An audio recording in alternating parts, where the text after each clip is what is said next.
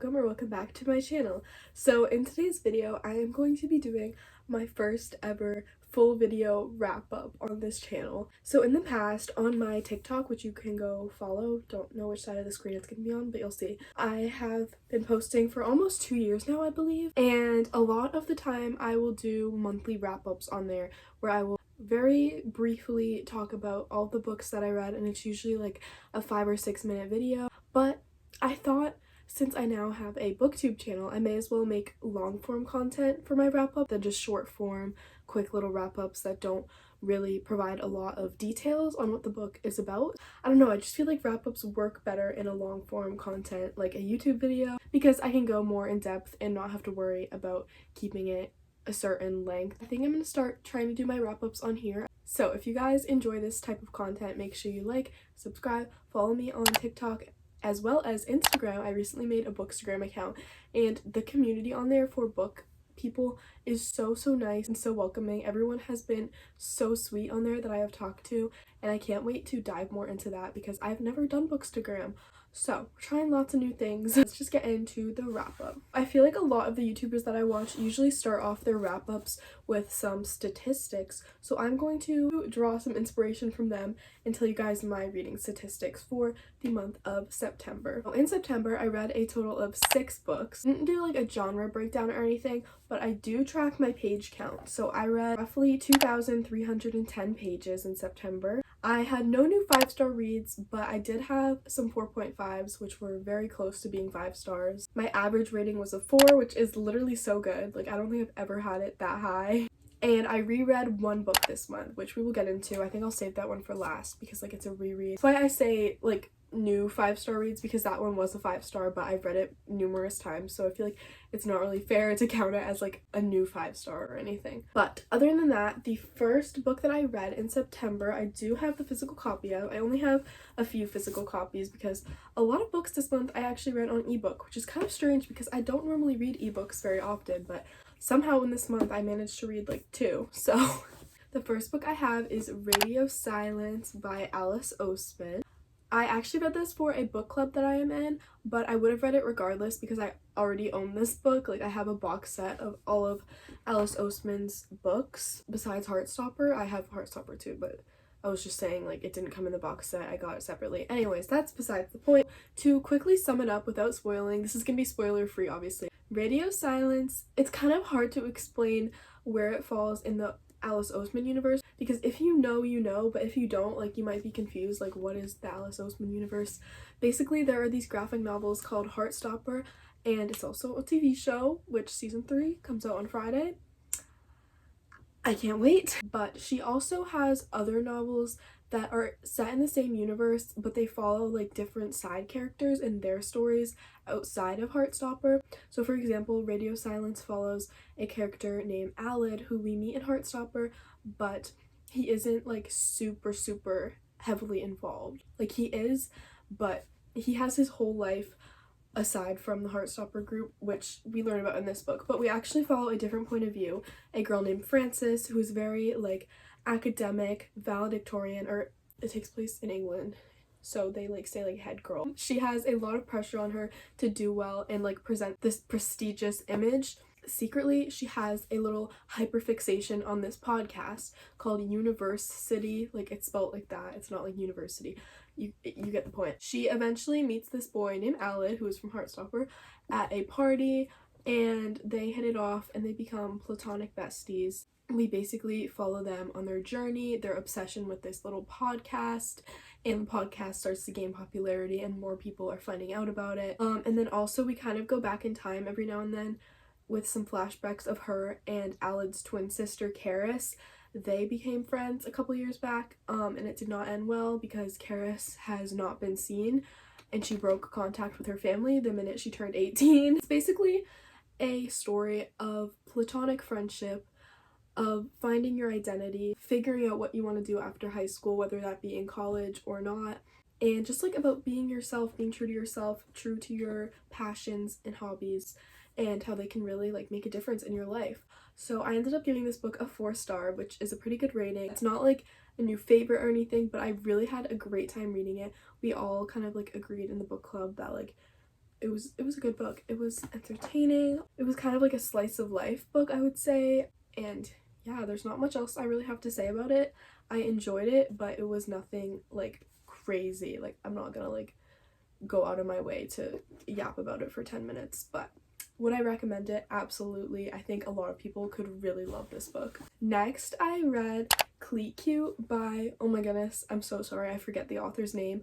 I read this on an ebook, so that might be part of it. I wasn't like really constantly looking at the cover, but I'm gonna move my hand. The picture will remain, but I'm not holding my hand there the entire time. But this book follows Phoebe and Grace, sorry. It's been a bit since I've read it, but they are both professional women's soccer players.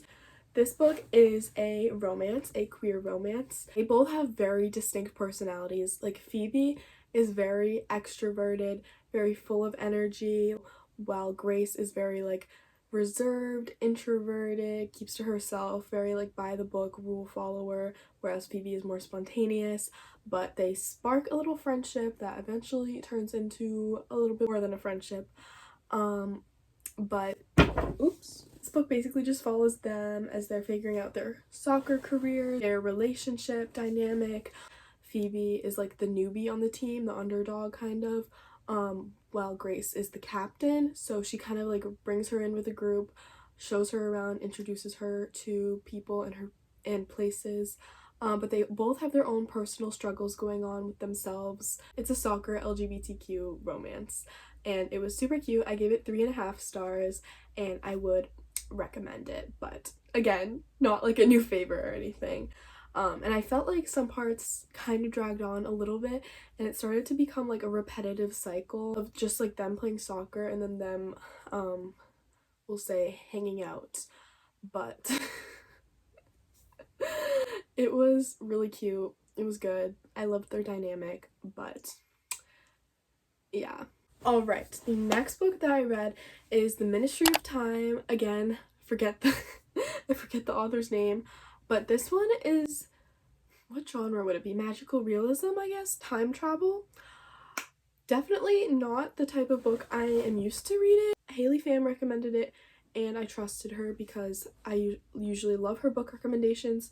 We have very similar taste, but I think this is a case of maybe not having the most similar taste. I love you, Haley, as if she's watching this video. Obviously she's not.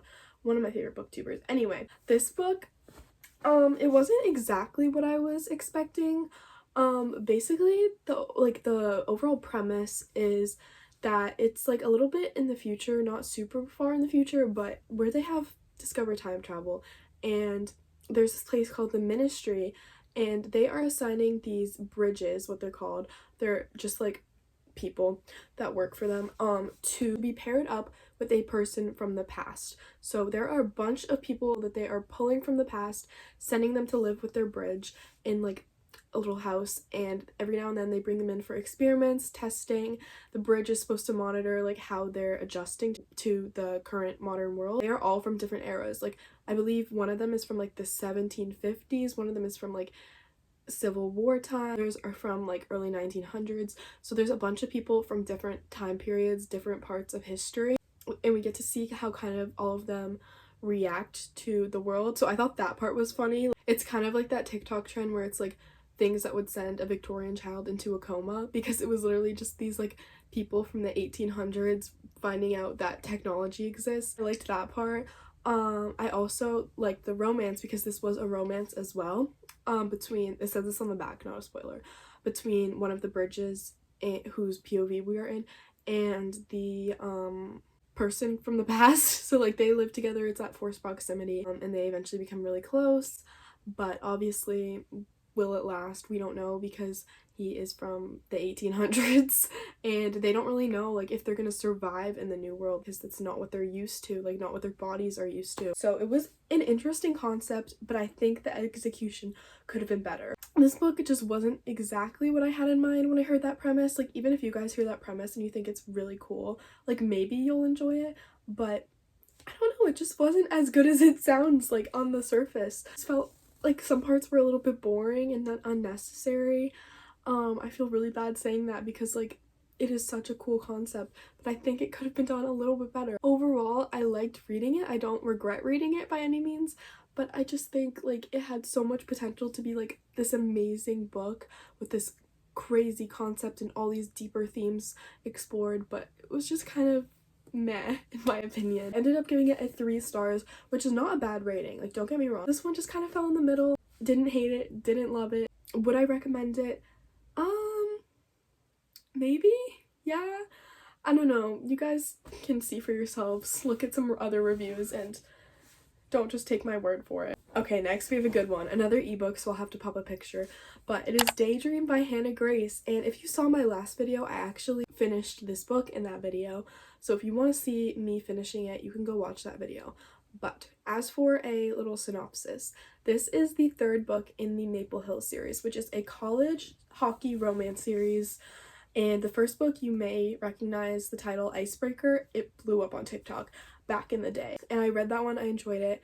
Read the 2nd book, Wildfire, enjoyed it even more. And now this book, Daydream, overthrows both of those books because this one was amazing. So good. So much. Oh my god. It was so cute. It was so cute. So we meet this man named Henry. Henry Turner. The man that you are. Oh my goodness. We meet him in Icebreaker. He's our main characters in that book's like their best friend. But he finally got his own book where he is one of the main characters. It's a dual POV as well. So we get both the love interest point of views. Our boy Henry, as I said, needs no explanation. Our girl Hallie. Love her. She's a little book girly, people pleaser, pathological people pleaser. And she is just living her little life in college. She works at a bookstore, she runs a book club, she's writing her little book. She's basically what I want to be in the future. In the very first chapter, we find out that her and her boyfriend break up. They're over. So she's newly single. She eventually meets Henry at her bookstore and they hit it off immediately and they start to just hang out and be friends and blossom into a relationship. I love how they had an emotional connection from the start, because in some of Hannah Grace's other books, they don't really have that. But this book, they really got to know each other in their personalities so well before anything else happened and before it evolved into a romantic relationship at all. So I really appreciated that. Henry Turner is an acts of service king and I need someone like him in my life. What? He bakes cookies for her book club. He assigns a bunch of tasks to a bunch of his friends that are willing to help so that she has less on her plate to worry about because she is so stressed. He plans a date for her so she can finish her book club book in time. He takes care of her when she's sick. Oh my goodness, he is the standard in my eyes. I love him so much. That doesn't even cover all of the amazing things he does for her. He treats her so well.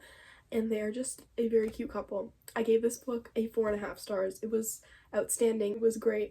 It was this may sound like a negative thing to some people, but for me it was a positive thing. It was very mundane, very domestic, very chill. Most of the book was honestly them just hanging out at their houses and like talking, sometimes going on little cute dates, hanging out with their friends. This friend group is so cute. I want to be a part of it.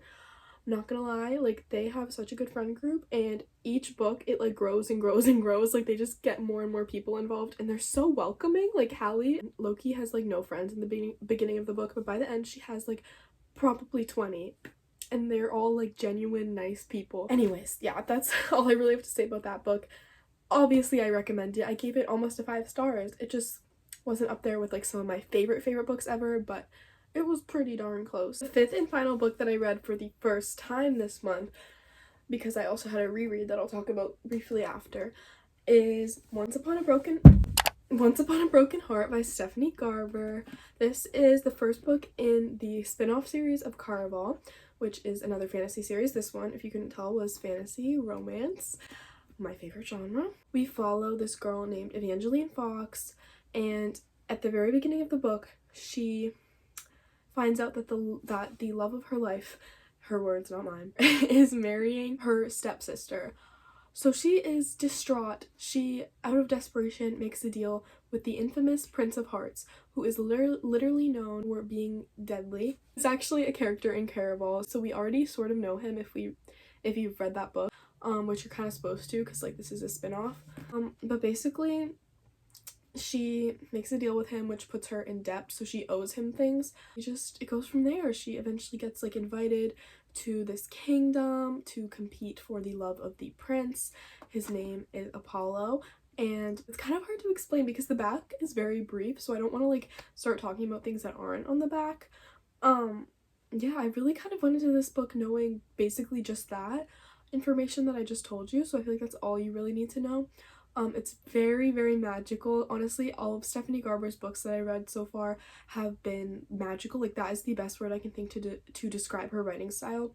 Something about the way she weaves words together literally feels like magic. Like, that is not even being dramatic. The world she has crafted is just so beautiful and like something literally out of a fairy tale. Like, this is giving modern fairy tale, and I actually love that vibe so much. Which you'll see in the next book that I talk about. Yeah, I loved this book so much. I can't really give my final thoughts because I still am reading the rest of the series. It's a trilogy. I'm on the second book right now, but it will not be finished in September, seeing that it is October as I'm filming this. But yeah, this book individually I gave 4 stars, but we will see as I finish the series if my overall thoughts change at all, because I think it has the potential to be like a new favorite series of mine because it's really good. Last for my reread, let me grab it because it fell as you saw before.